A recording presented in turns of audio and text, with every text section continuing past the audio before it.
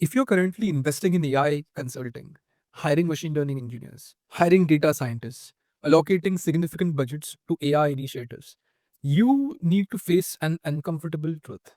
Most AI development right now has no technical competitive moat.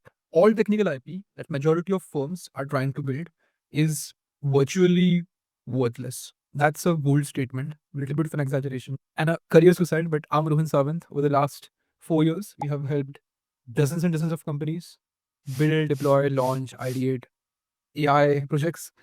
And in this video, I just want to go over the changing nature of AI investments for organizations of all sizes. After spending nearly a decade in the AI space, from starting from coding in 2016 to all the way right now, I have witnessed the complete transformation of this industry. What once required specialized knowledge or custom development has largely been reduced to API calls. And API calls, not even to vendors with private models, but API calls to just open source models. So, what once required specialized knowledge, custom development, hyperparameter tuning, model deployment, model optimization, all of that for majority of organizations in the small to mid market space has been largely reduced to API calls to open source models which are deployed on Google, AWS.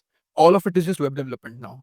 And unless you are OpenAI, Anthropic, or another deep tech model AI company, the landscape has fundamentally changed. And in this video, I again want to talk about the eroding moat on the technical front of most of AI right now. I have already made a video about this, you can check it out, but let's jump right into it. So, for the longest amount of time, all through 2023, up until the end of 2024, what we helped a lot of our clients with was self-deploying LLMs. And right now, as we approach, frankly, middle of 2025, self-deploying models has become a fool's errand. And here's why. And I'm talking about self-deploying models. We're not even talking about fine-tuning, because the whole bit with fine-tuning right now is unless you're doing something very, very specific, you don't really need to fine-tune the models anymore. They are already past human performance. And in cases where you do need to fine-tune, fine-tuning LLMs right now is just giving some API, some data, and telling the word fine-tune equivalent of that, and you just have a fine-tuned model. You don't really need to do all of this stuff that we had to do like 3 years ago anymore.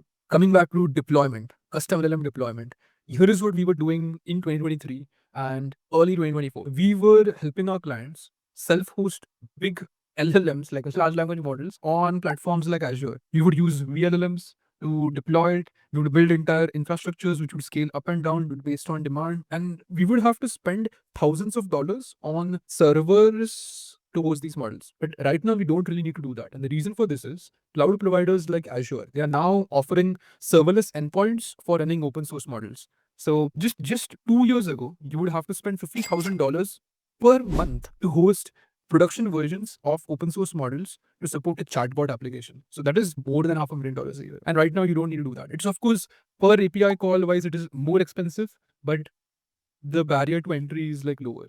Azure, AWS, GCP, all of these services right now, they handle hosting, they handle inference, they handle cost optimization, and in some cases, they also let you deploy fine-tuned models. So custom LLM deployment, do not need to do anymore. And from a cost standpoint, for enterprises, large enterprises, without actually owning data centers and already having operations at scale, you simply cannot compete with the prices for these models from Microsoft, Google, and Amazon. So it's just there's no point in doing that anymore. And that's the state of the custom LLM consulting space currently. And anyone who says otherwise either doesn't know better or is just not early enough. But then you might say, but hey, wait, Rohan, we are actually doing image generation. We are building those tools which design interiors for rooms, which do virtual try on, which do Ghibli image generators with self deployed models. We're doing all of that. And the truth of the matter is, the AI image generation space, it faces similar challenges for smaller players as well. The economics simply just do not work when competing with industry giants. And when OpenAI's image generation API finally launches, the same one which is available in ChatGPT right now, it will likely outperform anything else that smaller companies can even think of building. It will effectively eliminate all opportunities in the space for anyone but the largest players. Building interior designing AIs is not going to work. Building things that animate images is not going to work. Building virtual try-on systems isn't really going to work as good as OpenAI's. And all of these tools will slowly start to become more and more commoditized. You know what? Scratch that. We're not doing chatbots. We're not doing image generation. We're not doing video generation. We are doing agents, right? And now the question is, what will you be doing in the agent space? We already have platforms like Relevance, like Gumloop, like Relay, Zapier, who's now adding agents, N810, who's now adding agents. Every workflow automation platform is now adding agents. And the advantages that new startups have in front of incumbents are decreasing day by day. And if you want to read more about this, you can read this essay by Smart Bear. For LLM agents, we right now are able to go from 0 to 80 or 90% automation with simple N810 flows, with simple workflow oriented automations. But to go from 80% automation to 98% automation, the ends rarely justify the means that you would have to go through. The exponential increase in development time and complexity is just not worth it. Uh, Complete end-to-end agents that handle everything autonomously are still aspirational. The technology simply isn't there just yet. We would need smarter models that are much, much cheaper to run to get to end-to-end automation. So is the future of AI pessimistic? Not really. I just think we have sold too many shovels and there are not enough people left to use them. Right now, most organizations can't just seem to put the same amount of importance that they were putting on technical IP that they once were several years ago. The IP isn't really worth much.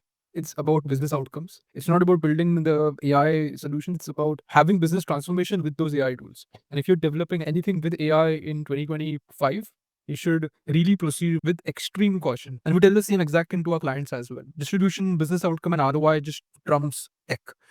Just ask yourself, does the solution genuinely provide utility beyond what is available right now or what will be available through existing APIs in the near future? Will it withstand rapid commoditization that is happening right now in the industry?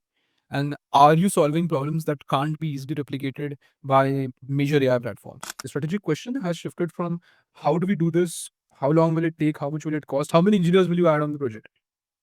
It shifted from all of that to should we even build this at all, or should we just use off-the-shelf tools and just connect to them?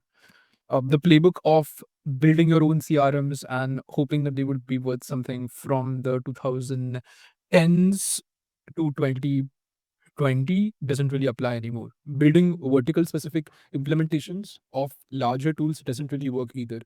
ChatGPT, Claude, Perplexity, all these tools are like Microsoft Excel of the AI world. But hey, if even after hearing all of this, if you are really resolved and you have an AI use case and you need a very strong technical team to build it, deploy it, you should drop me a message. I'm Rohan Sawant. I had an eye on you, and over the last 4 years, we have helped dozens of companies build, launch, ideate AI and SaaS projects. So, yeah, that's pretty much it. Like, comment, subscribe, whatever. Thanks. Bye bye.